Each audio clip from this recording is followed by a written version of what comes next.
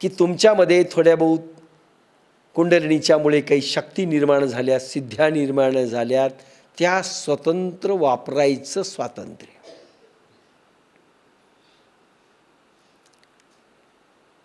सहज म्हणतो आपण, जा तुझं काम होईल, आणि चुकून झालं, फार खुश होतो, वा वा वा वा. खरं म्हणजे ती शक्ती कटली आपली, आपल्या लक्षात येत नाही.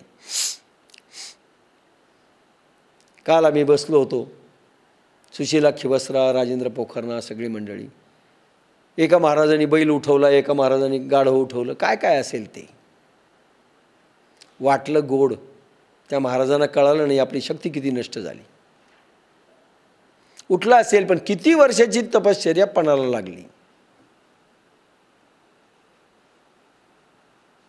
फार कठीण गोष्ट आहे बरं काही. लोकांना काय लागलं हो. बाबासाहेब तर फार सांगायचे, अरे इतकं स्वार्थी जग आहे तुमच्या जवळ, अरे दाखवूच नका तुमच्याकडे काय आहे. दाखवायला गेला तर गोळ्या घालतील तुम्हाला, तुमचेच नातेवाईक गोळ्या घालतील. तुमच्या ताकद आहे, उठवा आमचं. आणि अनेक लोकांना त्याच्यामुळे समाधी घ्याव्या लागल्यात. काय शिर्डींच्या साईबाबांचं झालं. कनवाळू, ममताळू, दयाळू स्वभाव. अरे कोणाचं पोट दुखलं तर साईबाबाकडे गेले, पोरगं व्हायचं साईबाबाकडे गेले, दिलं त्या महात्म्याने. शेवटी म्हणाले, अरे किती मी ॲडमिनिस्ट्रेशनमध्ये गडबड करू, त्याला नाही आवडणार, आणि शेवटी मला देखवत नाही हे सगळं म्हणून गेले निघून. नाही देखवत मला. आम्ही त्यांच्या तपश्चर्या, त्यांचं महतेज सर्व संतांचं फालतू कामात वापरलं. फालतू कामात फार सांभाळलं पाहिजे. तपश्चर्याचं तेज निर्माण करायला खूप मेहनत घ्यावी लागते. उधळायला किती वेळ लागतो, उधळायला किती वेळ लागेल. सहज माळ देतात, कोणी मंत्र देतं, नाही बरं, इतकं सोपं नाही आहे. आज तुम्ही खुश होत असाल की आपल्या बोलण्याने काहीतरी प्रासादिक घडतंय, पण संपत्ती तुटते, दैवी खतम होते, तुकडे पडतात तिचे. तुमच्याजवळ काय राहते शिल्लक.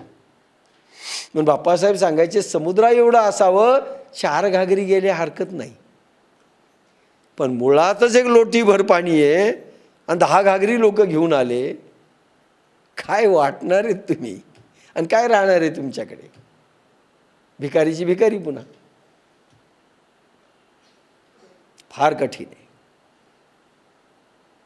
मला कीव येते ह्या देशाची. ज्या वेळेस मी अध्याय वाचतो, रेल्वे चालली, रेल्वे रुकली, गाडी चालली, गाडी रुकली, माणसांना असं झालं. अरे त्या दैवी संपत्तीच्या माणसांचं किती वाटोळं केलं आपण लोकांनी, किती कष्ट पडले असतील निर्माण करायला. खर्च करायला काय सहज. बैल उठवला, गाढव उठवलं, माणूस उठवला. बहिणीवर प्रसंगाला शेखरने मला स्ट्रिक्ट वॉर्निंग दिली, सुखाने मरू द्या, इंटरफिअर करू नका, मला पाप लागू द्या म्हणले. कशाकरता वाचवायची, का राष्ट्र निर्माण होणार आहे, वाक्य आहेत त्याची, का राष्ट्राचं भलं होणार आहे, कशाकरता वाचवायची तुम्हाला, कशाकरता उधळायली संपत्ती, दैवी संपत्ती कशाकरता उधळणं चालू आहे, काय होणार आहे. लक्षात घ्या, हे सायन्स आहे, हे सायन्स आहे, हे समजलं पाहिजे. खर्च कुठे करावा.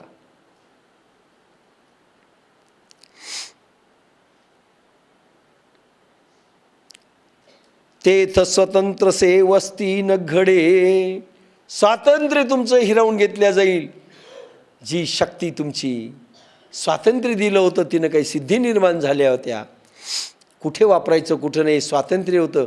पुन्हा तुम्ही काही वापरलं तर सिद्धीचा अनुभव येणार नाही. संपलं. म्हणजे असलेलं दैवी तेजही जाईल आणि तुमचं प्रारब्ध भोगही संपतील आणि दुःख निर्माण होईल. तैसी निजवृत्ती जेथ सांडे. आणि आम्हाला वेळ मिळत नाही. काल शकुंतला काळेनी पुण्याला 2 फोन आले मला, स्वतःचे अनुभव सांगितले. काही लोकांनी तिथे विचारलं, तिने अनुभव सांगितलं की 2 वर्ष मी सोडून दिलं होतं येणं. निमित्त काही नाही, मुळात माझेच निमित्त होतं म्हणले. निमित्त काढलं होतं. 5,000 कबूल केले, ते मी दिले नव्हते. मग म्हणाले 35,000चा हार चोरीला गेला 1, पुन्हा काही पैसे गेले 2, आणि पुन्हा काय काय भानगडी झाल्या आहे तिनं काल तिथे म्हणे निवेदन केलं साधकांच्या समोर. पहा ब्रह्मदेव खोटं बोललेत का खोटं निघालं? आपल्याच साधकांचे अनुभव आहेत. तैसी निजवृत्ती जेथ सांडे, तेथ स्वतंत्र ते वस्ती न घडे. ऐका प्रजा होय पुढे विरंची म्हणे.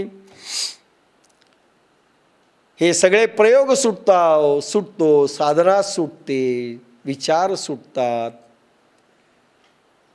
वरचे रूल्स रेग्युलेशन आपण विसरतो, साधना संपते, आत्मधारणा कमी होते. त्यावेळेस तुमचं स्वातंत्र्य संपलं, तुम्ही परतंत्र दुःखाच्या खाईत पडाल. तुमचं सुख मिळण्याचे स्वातंत्र्य संपलं समजा, तुम्हाला दुःखात लोळावं लागेल.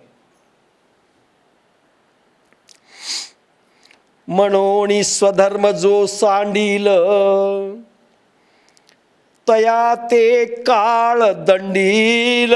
चोर म्हणून हारील, सर्वस्व तयाचे. अप्रतिम उभी आहे. आणि आता 1च मिनिट राहिला आहे. म्हणून स्वधर्म जो सांडील, स्वधर्म जो सांडील. कुंडलिनी जागरण झालेली आहे, स्वधर्माची लाट सापडलेली आहे, आत्मधारणा प्रगट झालेली आहे, राजर्षयोग बुद्धियोग मिळालेला आहे, कर्मयोग साधनाही मिळालेली आहे, काहींना अनुसंधान मिळालेलं आहे, नित्य यज्ञ होतोय, अनुभव येतोय, चांगले बुद्धियोगाचे देखील अनुभव येत चाललेले आहेत. आणि हे सगळं वर प्रयोग न केल्यामुळे जर सुटलं, साधन सुटलं, विचार सुटले, भावना सुटल्या, वरच्या सगळ्या कल्पना आता तुम्ही पहा काय ह्या सगळ्या सुटल्या, तुम्ही सोडल्या. स्वधर्म जो सांडील, स्वतःहून सोडेल. नाही बा आम्हाला वेळ नाही, साधना होत नाही. अरे पूछ भागामध्ये युद्ध चाललेलं होतं.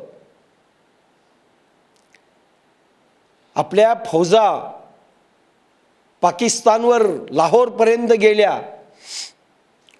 ते जे ब्रिगेडियर नातू बाप्पासाहेबांचे शिष्य होते, आपले गुरुबंधू, आणि बाप्पासाहेबांना पत्रात लिहितात, बॉम्बगोळे माझ्या 15 फुटापर्यंत येऊन पडतायत, पण 3 तास मी गायत्रीचा जप करतोय आणि साधना करतोय युद्धामध्ये,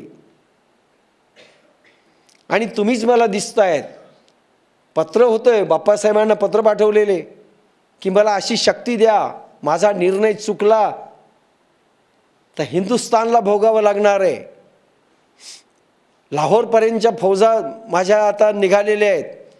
एक जर चूक झाली माझ्या हातनं एखाद्या आदेशाची, तर फळ सगळ्याच देशाला भोगावं लागणार आहे. चूक होऊ नये